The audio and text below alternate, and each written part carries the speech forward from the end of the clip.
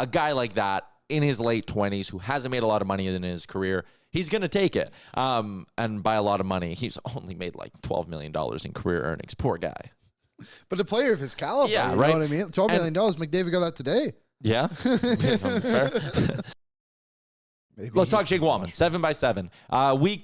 Our speculation was kind of not quite in line with that. We were kind of thinking, do you do a 6-year deal? I thought maybe an 8-year deal to keep the AAV down because these are the final few days where you can sign an 8-year deal. I was thinking, 8x6, 6x6.5, something like that. 7x7 is good with me. He's 29 years old. Even though he's 29, he does not have a lot of miles on him. 300 games played. He has played regular season 267 career games. If you include playoffs, it's 290. And that's also the layer of it, too. Like, he's made little money in comparison to players his age. That's a good point, too. Yeah. So, like, when you throw 49 schmilly in guaranteed money at the guy, he's going to take it. And that was, again, our speculation was if you offer him a long-term deal at a decent amount of money, a guy like that in his late 20s who hasn't made a lot of money in his career, he's going to take it. And by a lot of money, he's only made like $12 million in career earnings. Poor guy. But a player of his caliber, yeah, you right? know what I mean? $12 million, McDavid got that today. Yeah. Fair.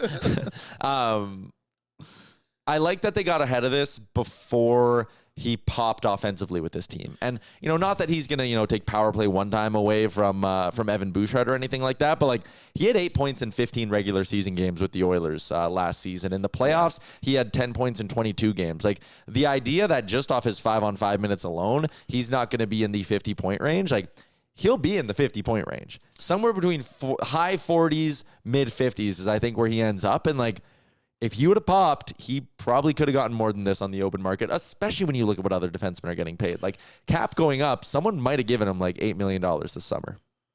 So the Oilers got ahead of it. Yeah, I think they would have too. It's always fair to assume, I think, about $1 million or so would have been put on someone's cap if they were a decent player and they made it to free agency. Maybe you can do it a bit easier, but I was trying to filter Peckpedia to see other guys around that. But I feel like this is a good number for him. Like, for a guy that will likely step into Ekholm's role and be a top pairing defenseman for you, portions of this season, maybe trickle in starting next season at the latest. I think this is a really solid deal for Walman and for Edmonton. And again, Stan Bowman's did a good job locking these guys up.